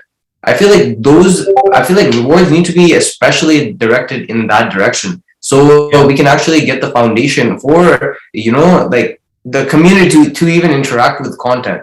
Mm-hmm. Yeah, I think these things come once like a treasury is established. Then the community can start proposing, grant requests. Like for instance, like a website creation like this is going to serve the community. Yeah. Community agrees like this is a valuable add to the ecosystem, 100%. Right? And guess what? We all own Rovi tokens, gear tokens, whatever they're going to be called. Therefore, we all have collective weight to decide which projects should get allocation from within this treasury. Mm-hmm. So I think once that comes into fruition, then that's your incentive, that's your reward model. The community is all aligned and allocating these resources to the right actors, right? Mm-hmm. Okay, yeah, that's pretty. I'm very satisfied with that. So basically, until the DAO is established and the treasury is good, we'll figure it out all as a community together. 100%. Yeah, I think that's the value of DAOs and for treasury funds, and because any ecosystem is going to have to allocate a certain. It's roughly like 10 to 15% of any token supply is usually injected into a treasury, right? Yeah. That's the foundation of a DAO. So that gives the community some sort of resource management, right? And then ability to influence like the actual ecosystem expansion, whatever you want to call it. So yeah, I mean, in order for that to happen, the token creation has to happen, the launch of it, all these things have to happen ahead of time, right? In order for that. But you're 100% right. Like anybody who does this level of contribution needs to be rewarded. And yeah, that's what the treasure will be good for. Yep. Yeah, so everyone listening that's still tuned in, put in some work. There's money to be made for everyone, right? Like literally, they will. Yeah, they will. Once they know, like, once they know that there are Yeah. incentives, you just gotta just put in some work. Then the incentives will come regardless. Yep. Exactly. Right? Yeah. So I gotta say one thing, being the person that just did the website, just to say, I'm totally in it just for the fun. I'm waiting to make the money when I'm starting to beat up other bots. So just everyone's coming. But I mean, the battle stuff sounds great. And it sounds bigger than I anticipated, but I'm totally ready to just like whoop on people in P2E. But you know what, Trey? That's good that you say that. But what's important to understand here is that the games in the blockchain space have to have an ecosystem, and you can't have an ecosystem with the proper incentives because otherwise things will fall apart. And so even though like most of us are really here to kind of play the game and like, battle it out for like some tokens, it's important to understand like when I first heard about the DAO, I thought like this was like this big complicated thing, but really it's just a framework to incentivize the community to operate properly within a framework. And that's all it is. It's really nothing more complicated than that. And so if we can incentivize community members to contribute because we need a website or we need lore or we need this or that, then that's how you build blockchain games, right? Have people properly incentivized to make the content that you want to see. So yeah, this is it's going to be implemented not only in Rovi's but pretty much every single blockchain game out there. Mm-hmm. Next question. Yep. Okay, so basically, I want to ask. You know how we were talking about 3D models the other time? Mm-hmm. Yep. So, are we like nothing was written in stone that day? So I kind of wanted to just like go over that and see if those 3D models are available. Like just even the file, the PNG file. I think it's PNG. So here's the thing. It's like the MetaGen engine that we use to make these Rovi's. They take your GLB file and they break it into pieces. And so essentially we did 10 clean, perfect Rovi's, and then we broke them up into pieces, and then we just used the MetaGen program that Oscar built, and we mixed and matched everything. And then we fed that engine into a UI that says, when I mint, generate new Rovi, and then there you are, your unique Rovi. And somebody will get lucky with the perfect Rovi. So to deliver you a GLB file of the Rovi is more complicated than what otherwise would be because of this MetaGen engine. So instead, what we would have to do is like take the pieces of the Rovi, merge that into a single Rovi, like merge that in from a Blender GLB file point of view, merge that into one single file because these are multiple files now, and then we can deliver that. Now we can do that. But that's not like in the highest priority activity. No. Last priority. Yeah. There's more things in priority that are yet to be asked. Yeah. So yeah. No, I just wanted to, just because we don't talk about that. Nobody asks about that, right? So yeah. I love the 3D models. Right? Ultimately, I want to collect them. Yeah, I want to collect something physical. The 3D models, like it's a GLB. I don't know what the value of a GLB is, unless it's doing something like what a Rovi will do, right? Battle, earn tokens, things like that. So unless you guys are really interested in just the statue of a Rovi, then that's it. That's it. Okay. People buy like a box set of Goku from 1990s. Sure. Like, oh my god, I got this mint set, right? Sure. This is a statue, man, but it has so much like emotional and sentimental value that. Okay. Come on. I hear you. So yeah, I mean, if it becomes like one of the like more desired components to the game, then yeah, we'll definitely do that. It's just something that we need to automate. It's not a big deal. Okay, cool. So I wanna basically go over something really, really basic. And that is play to earn mechanics. So you know how we talk about how the game is gonna work inside the matrix and all that? I wanna basically take a step back and actually discuss how play to earn games work. For example, so these Rovi's got minted, right? We the community gave a bunch of ETH. They're like, here, we want our Rovi's, give us our Rovi's. right? But how are the Rovies actually generating profit? Like, where is this mining rewards, or these rewards coming from?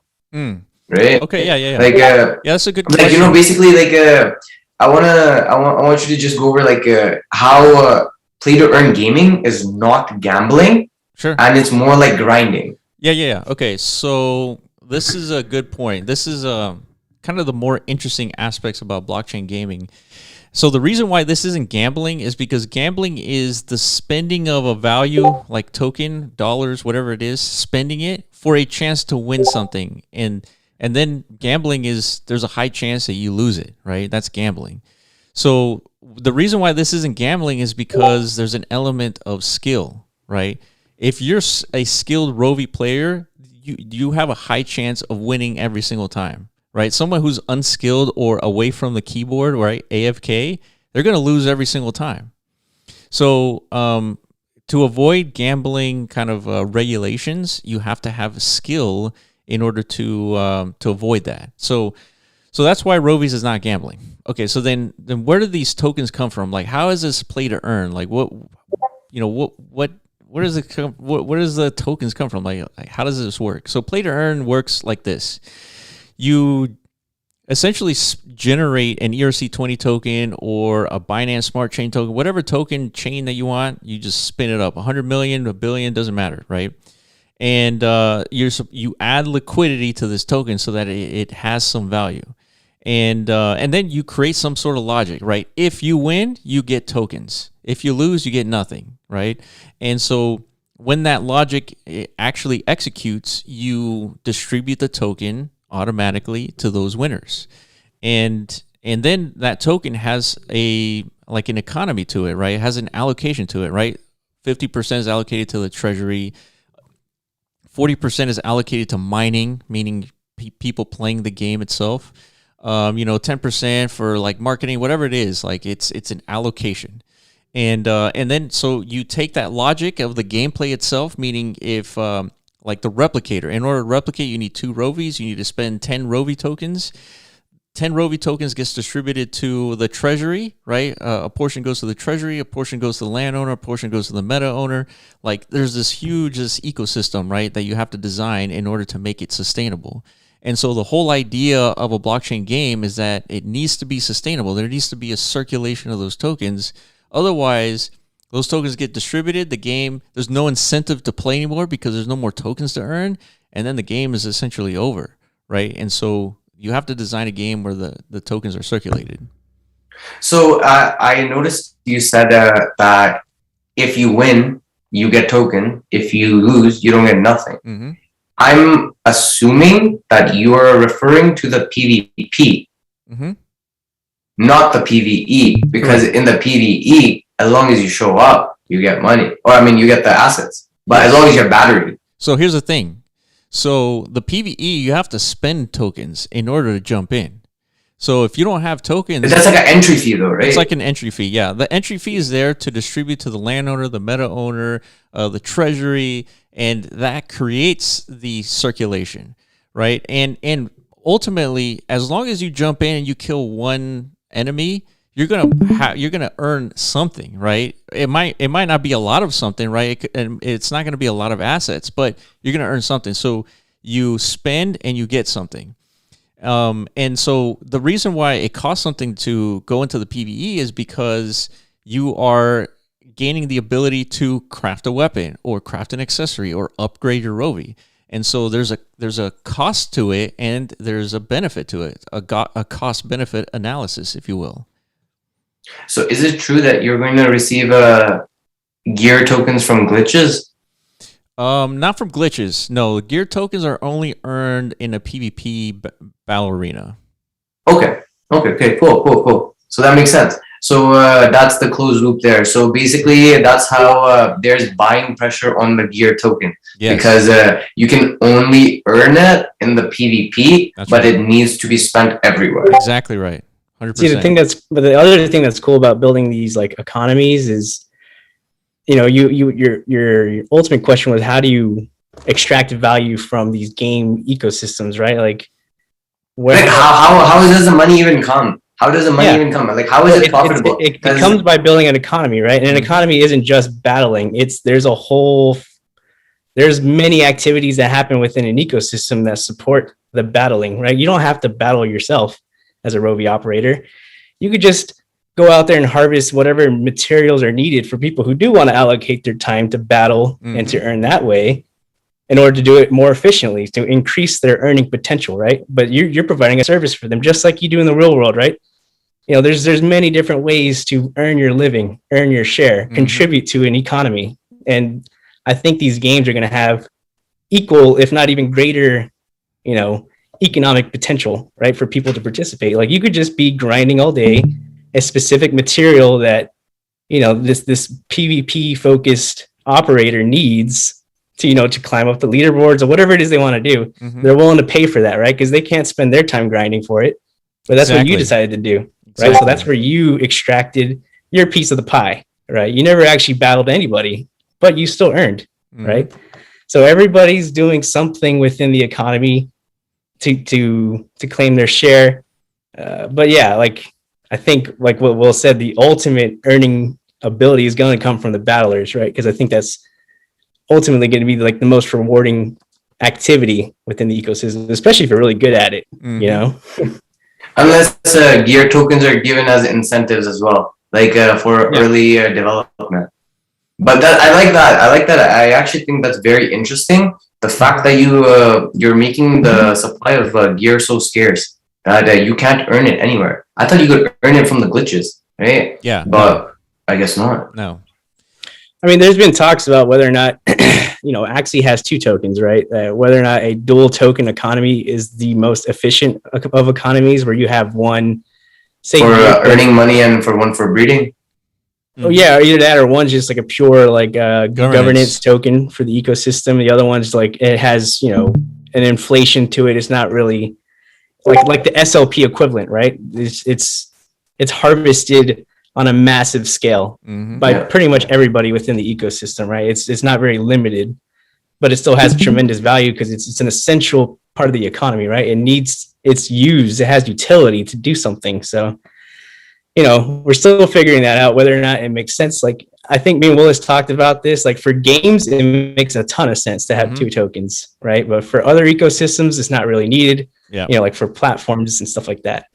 But, but yeah, so not sure if that probably brings more questions to your mind. It doesn't really answer. It's okay. You're just giving me more content for our next call. That's all you're doing. Okay. So I don't mind. Okay, I want to ask one last question, and then if the community has any questions, we can open up the floor to them. So I wanted to see if we can use the Rovies themselves, to market themselves in Decentraland. Like, you know, a lot of hype goes behind wearables, right? A lot of hype. Yeah. So I feel like, you know, when we have these drops. Like, for example, we're about to have a drop coming whenever, right? The holo drop. I'm saying, what if for these certain events, like when each new meta gets dropped, to gather more exposure, we can have like a wearable for that certain event, right? And it has Rovies on it. Everyone, literally everyone in Decentraland loves wearables, right? And wearables are the easiest way to market your project, in my opinion, besides obviously banners and like, you know, other stuff, right? I'm saying if we're able to introduce wearables to like Decentraland wearables that are associated with Rovies, I think we can do wonders for the marketing aspect of it.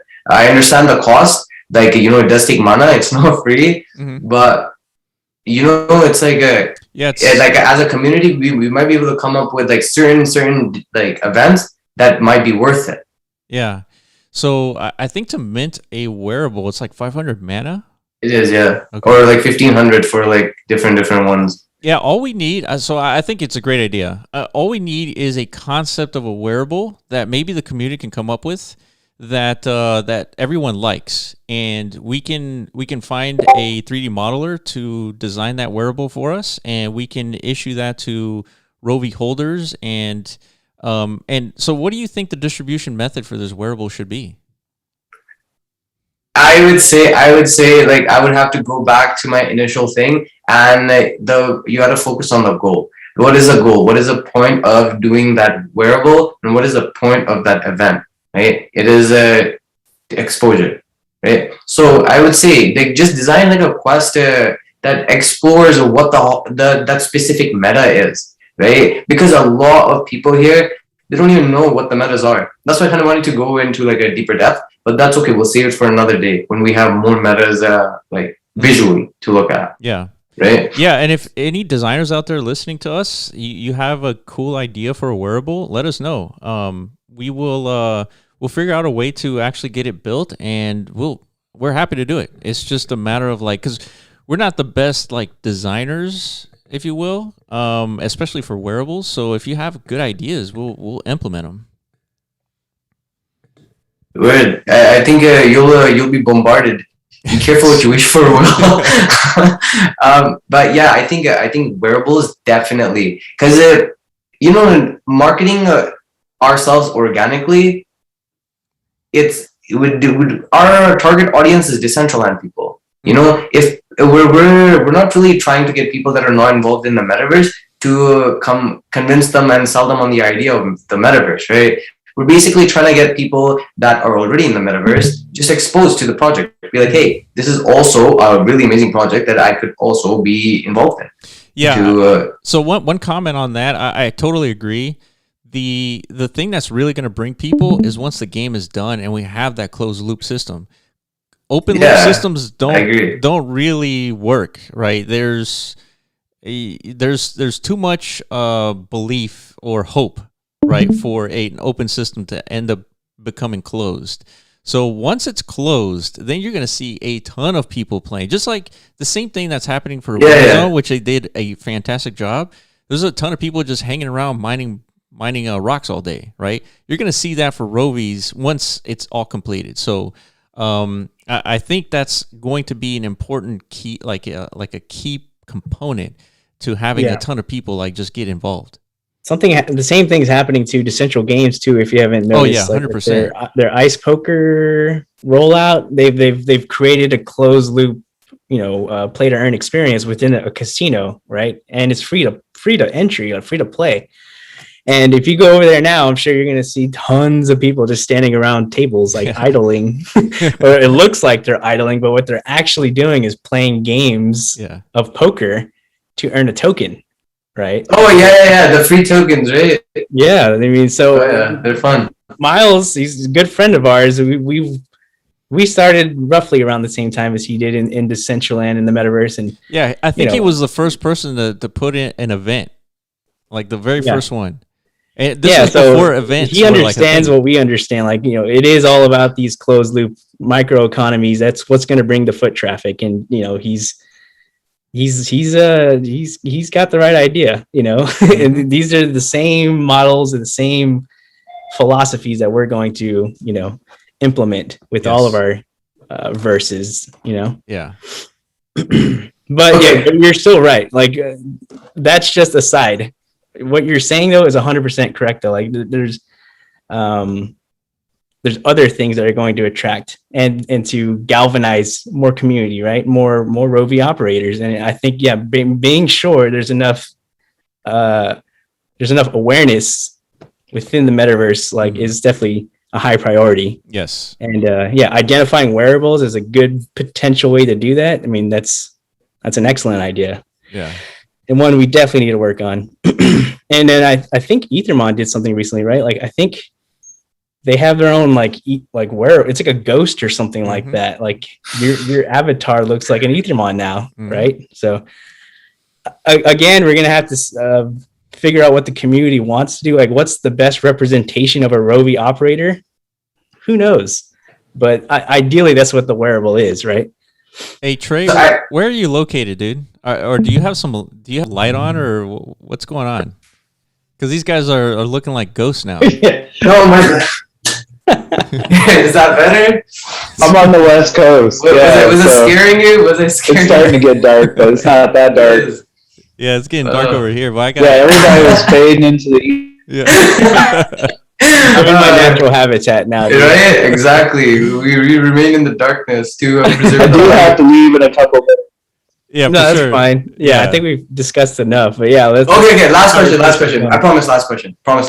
Okay. So, you know how even on the Rovi.ai page, I noticed it says Rovies are capable of traversing multiple metaverses, right? And obviously we understand that because Rovies can come to Decentraland through the Hollow Meta, right? But I want to know if we can use the same technology to traverse other metaverses as well, and which ones, if we know of any. So you don't know this, but we think about this. This is why I invested. Yeah, you don't know this, but we think about this a lot, to say the least. Yeah, this right here, you're honing in on like the Goldilocks like dilemma of. I'm telling you, man, you gotta see the best for last. You gotta see the best for last. Like this is the biggest problem the whole industry faces, right? How do you do this? Right? So let me ask you a set of like questions. Okay. So obviously we're all familiar with the blockchain, right? And we know what an NFT actually means, is the ownership of digital content. So if you own an NFT like a Rovi and it's playable in Decentraland, that NFT, would you expect that to exist in other metaverses as well as a playable asset? Yes or no? No, you wouldn't. You wouldn't expect it. Why wouldn't you expect it? Because it doesn't happen.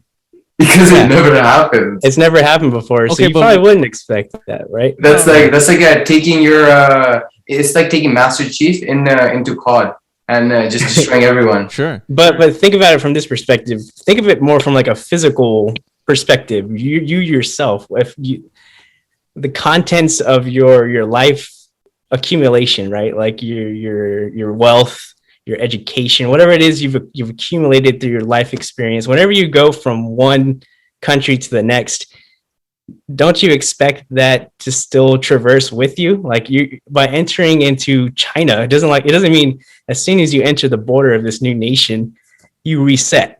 It's all over, dude. You're naked again. Like, naked. You're naked. You're broke. You've got no education. Time to learn a whole everything again. Does that happen? No, it doesn't. And that's kind of the interoperability expectation that the metaverse should have. Like, if we're truly going to traverse into like a virtual existence, that same expectation has to be there, I think. Mm-hmm. Or that's the I guess thesis. It's an ideal at this point, right? Because it hasn't been proven, but you have to align yourself with these ideals, right? When you're developing the metaverse, like you gotta think like what is the experience you want people to have, right? And so let me ask you the same question, but in a different angle. What if I told you that your Rovi was playable in 1,000 metaverses? What would you say? I would say which ones? All of them. No, which one? Oh, every single metaverse out there? Yeah. Every single one out there? Every single one. What would I say to that? I would say I'm never logging off my Rovi. Like, I'm just finishing in my one metaverse and I'm hopping to the next one. Go chill. Go chill again and go to the next metaverse. Go chill again. Yeah, probably. I think you're right. I think that's everybody's response if that's what it is. Like exactly. You become that thing, right? Yeah. And so I'm trying to not be so mysterious, but that is our ideal at MetaZone, is that capability being there. So that's your vision for Rovies. I asked you last call. You never answered correctly. But this is your vision for Rovies. I guess I figured it out. Well, so there's a vision for Rovies being a sustainable ecosystem, right? That was my answer in the last call.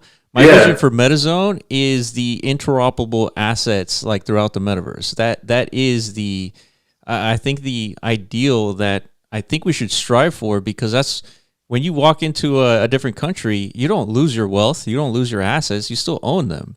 And at worst, there's a conversion process, right? There's a bridging of previously owned assets to this new system where they need to exist in. So the bridging of things is obviously the most complex. How do you figure that out? Mm-hmm. Like from a metaverse perspective? But regardless, like, call it your soul, whatever it is. It travels with you everywhere you go. Right. Every day I spent in the metaverse, I slowly understand bits and pieces more about the multiverse theory. It's insane. Yeah. It is insane. No lie. You know what we're talking about here for those listening is it's such a big deal. You don't know it yet, but it is a big deal that you could have interoperable assets, not just on the different chains, but in different worlds. And if a creator comes in and makes an asset that is deployable in 1,000 metaverses, that asset would be extremely valuable, and it would be extremely desirable from the marketplace. And so that's really the focus here, is that these assets should be deployable in the metaverse because that's what you would expect from digital ownership. Essentially, so not right now, by the way, for everyone listening. Yeah. For right now, Rovies, when they come to Decentraland, they will just be roaming around mindlessly in their little land parcel. Yes. However, what Will is trying to implicate, in my opinion, I don't know, correct me if I'm wrong, is essentially we'll be able to roam in Decentraland one day, right? Am I correct? It's so think of it like you'll be able to earn. Let's say you have the Rovi metas, you'll be able to earn in Decentraland, but you'll be also able to earn in the different metaverses, like the Rovi Matrix or the thousands of metaverses that will be spun up. Right? It's just a matter of time. You can basically deploy your assets there as well, exactly. Like your supercharger and all that. Yes. And basically your Rovies will mindlessly run around there too until you put them inside a meta and play with them. Exactly. Yeah, the same thing, man. Come on. Yeah. A potato. Yeah. But I know what you mean. That's awesome, Will. That's awesome. Thank you for having me today. No, I think this was fun. Yeah, I appreciate you joining. And Trey, thank you for coming on, man. I appreciate you as well. So yeah, let's call it here, Greencifer. Let's do this again if you want next week. Yeah, if you have any other questions, man, this has been a great call. This is what we want to do with the community. We want to be able to chat about these things. We want to be able to kind of like develop and grow like this ecosystem and play to earn experience, and appreciate for all you guys listening and all the questions as well. So until next week, I think we will be back right on Monday. I think at 6 p.m. UTC. So for another follow-up call. And yeah, thank you all for listening, and congratulations to the winner. And we will see you on Monday. Jay Summers. Yeah, Jay Summers. Congrats, man. Jay Summers. All right, guys. Peace out. Bye-bye. Thanks, everybody. Bye-bye. Bye.